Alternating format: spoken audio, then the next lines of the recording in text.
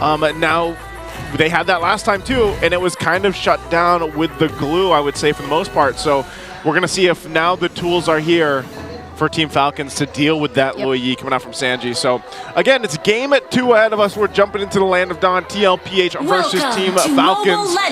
TLPH, remember, wants to go ahead and knock off one of the stipulations for making it to the playoffs. They have to reverse sweep now against Team Falcons. Yeah, which is why they're probably really careful here.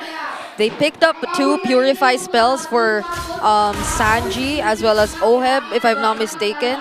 So if team fighting is the way to go indeed for Falcons here, they'd have a little more room to operate. But this is Team Liquid Philippines still maintaining that aggression early on. Yeah, look at Super Marco. He's really up in your face against Oheb in the laning. Wants to get crabs, everything. But forces a rotation topside for JP to help out Oheb just a little bit. And Oheb trying to manipulate the minion waves and the siege minion especially, so that the minion waves are closer to his lane, so he's under tower, which forces a rotation topside for Team Liquid Philippines to supplement their gold laner a little bit more. Yeah, and this is what we saw yesterday too. Again, for our viewers that probably... Oh, hold on, Kyle? Kyle TZ goes in. Just going to do some damage, but... Again, with the Kalea in play now for Game 2, this is what we saw yesterday, where the team opposing it was forced to go ahead and take up 2 Purifiers, or at least 1 Purify. Yeah. And so that might be one of the jobs only here, is just to pop those Purifies. Yep. All right. Considering that the ultimate, the Tsunami Slam of the Kalea, isn't a suppress, she has no suppress in her kit. It's normal, cleansable crowd control.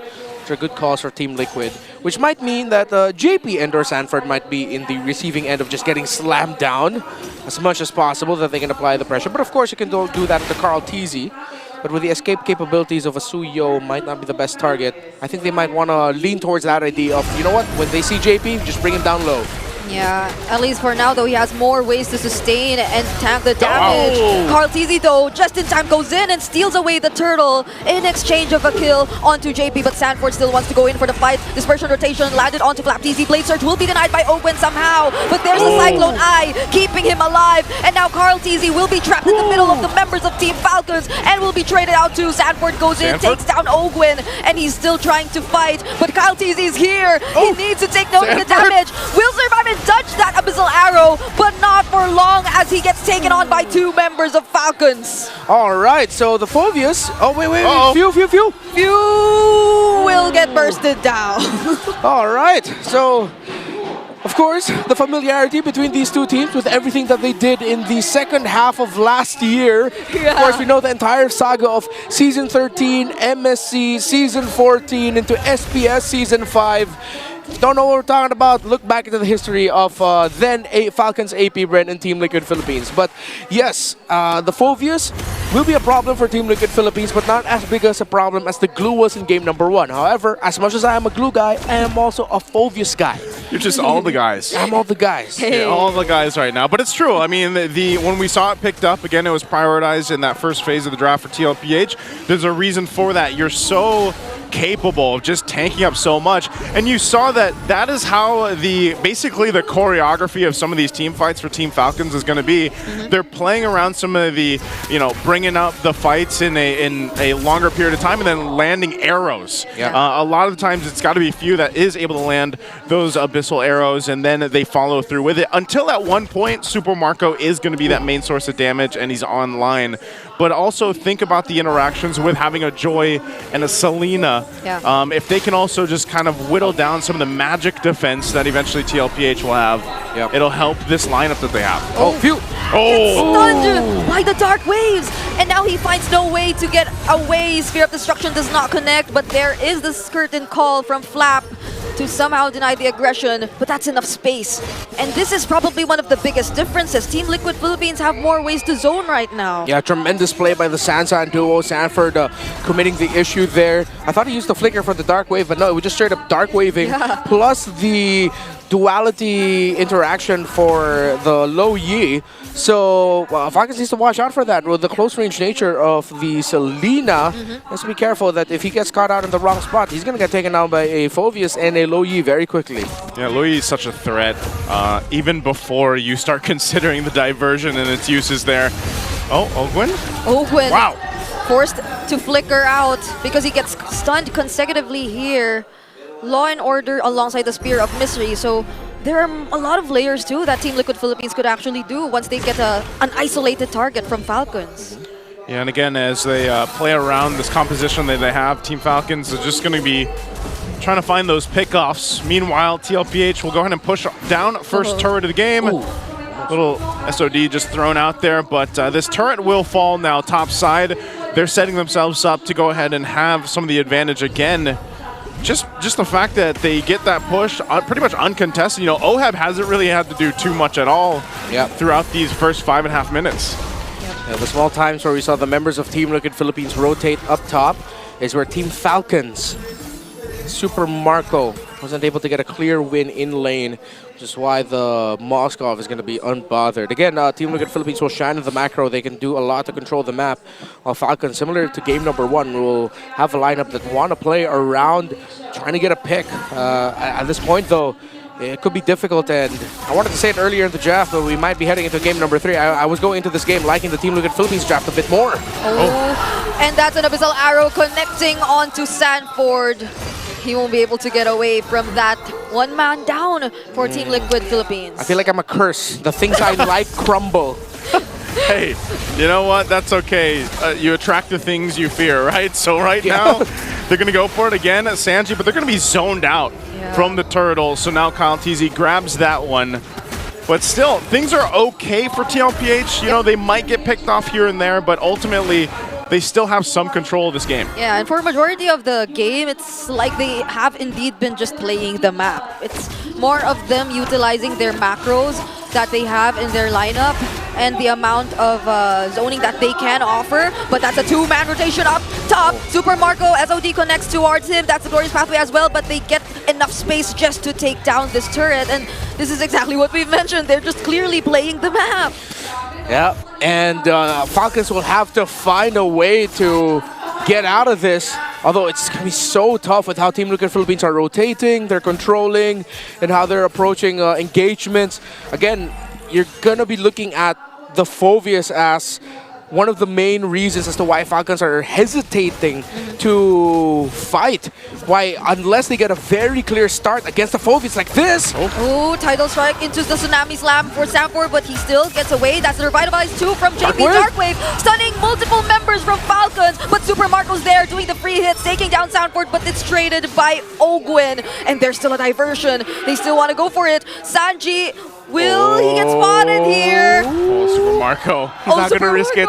Yeah, risk it. It's a Bruno. He's not going to try. Yeah, it's better if he doesn't. He gets out. But I'm still surprised. You saw that fight happen. Yes, Ogwin started it up using that Tidal Strike and then the Tsunami Slam.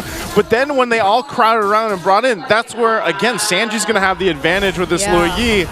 And then you just have Sanford, you know, Infernal Pursuing and dunking on everybody. So as the game goes on, that Team Falcons will be able to withstand some of that combination a little bit easier. They got really close there where multiple of them almost died in that exchange. Yeah.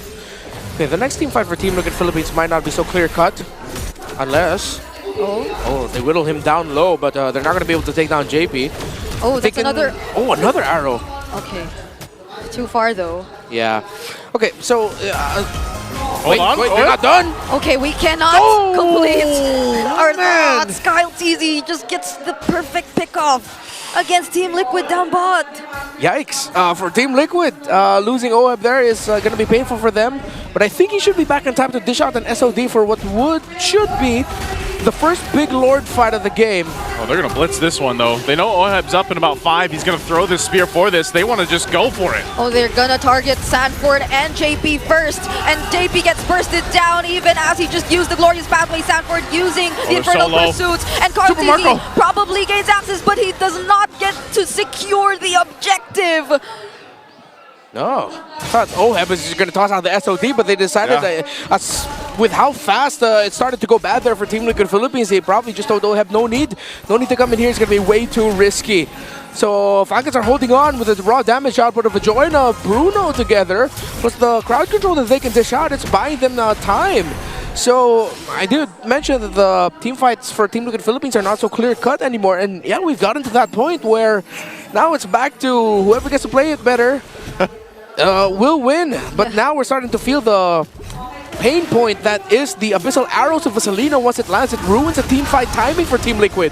Purple buff will get stolen away by Kyle. You really have to admire how Team Falcons is playing this lineup. Again, this is a lineup, you see how often they get solo, but beneath half health in a lot of the team fights against what the composition TLPH has. Yes. And it really takes a lot of proper decision making to even bob and weave in and out of these fights, just like now. Oh, Flaptizi didn't expect the damage coming in from Team Liquid Philippines.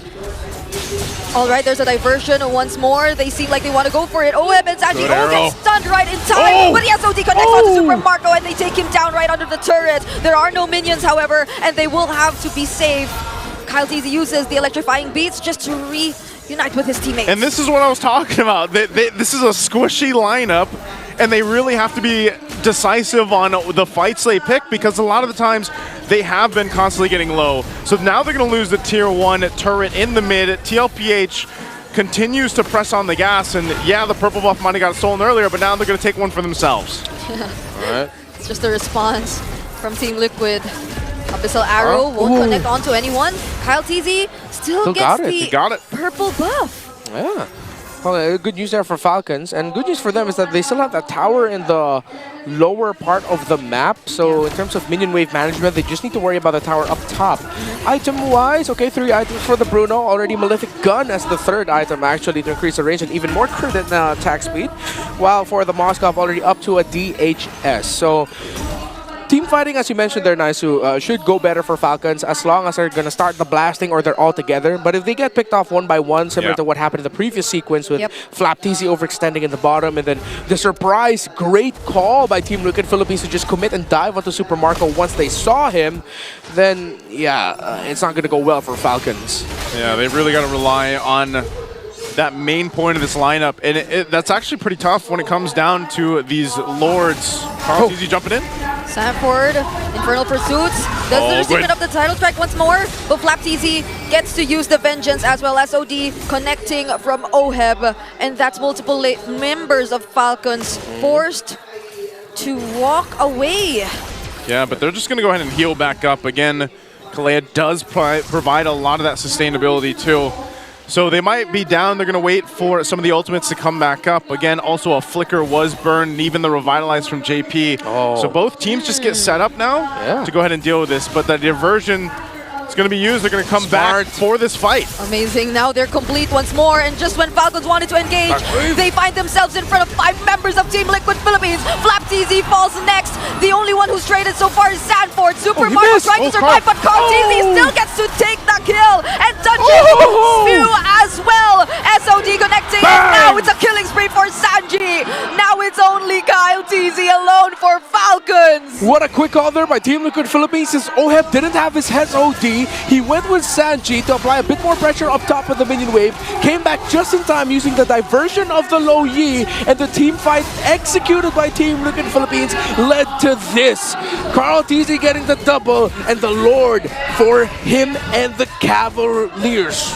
Again, it's just the team fighting that Team Falcons is struggling with. Look at this, you know, even Flap gets crashed down on before that. Oakwin had no escape. He didn't have the flicker available. And when those arrows don't land, the fact that Carl survived that too, again, that's why the Suyo is so strong and it's such a priority. We saw the preview of that yesterday in the hands of King Kong, and now for Carl, TZ, and TLPH. They got themselves a Lord to work with, and they are going to be getting ready to approach the base here of Team Falcons. How's this look on the defense for Team Falcons?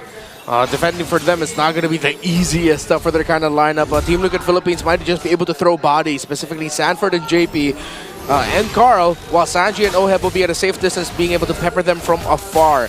I'm not saying Team Liquid Philippines should just overcommit, dive, and lose so many. No, but they can afford to do something close to that and still walk away with kills. Yeah, throwing bodies, I feel like, is something both teams want to do, but it's more expensive if Falcons were to do it first, not unless they get a kill. But it seems like Carl TZ still survives again, just in time, and it's Kyle TZ instead who falls right before this defense. But successfully, though, Falcons will be able to make quick work of the Lord, but Sanji, ouch, alone at that. Okay.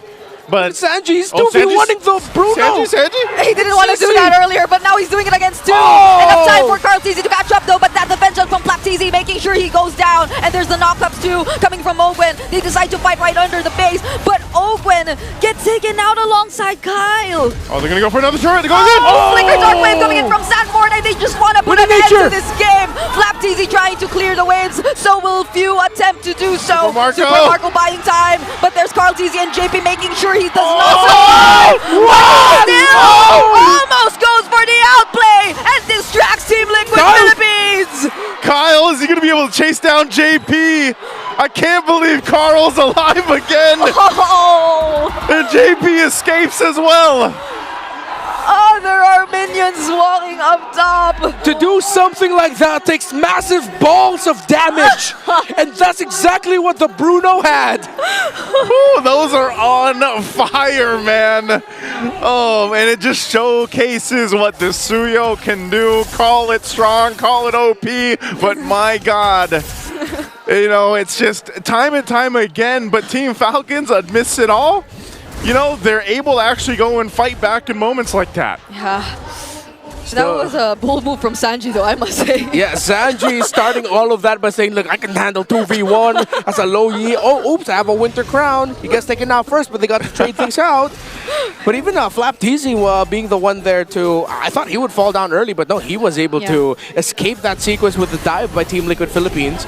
And you saw the TLPH actually played that right. They were zoning out Marco. They needed to keep the Bruno as far away from the action as possible, but Marco just held on with a crazy amount of lifesteal that he was able to get and that he has already. So I still lean towards the idea that Team Liquid Philippines should still be able to win team fights much easier this time around. But Falcons need to force something, because defending this without towers, this next Lord is going to be so tough. Yeah. It is. We're going to see how they deal with this. Oheb took that one arrow, took him to half health. Right now, again, positioning is going to be very important. Carl TZ will keep this Lord pulled out. It will go for a reset. They got to deal with the waves in the mid and the top for Team Falcons. Yeah. They know that. They have the information.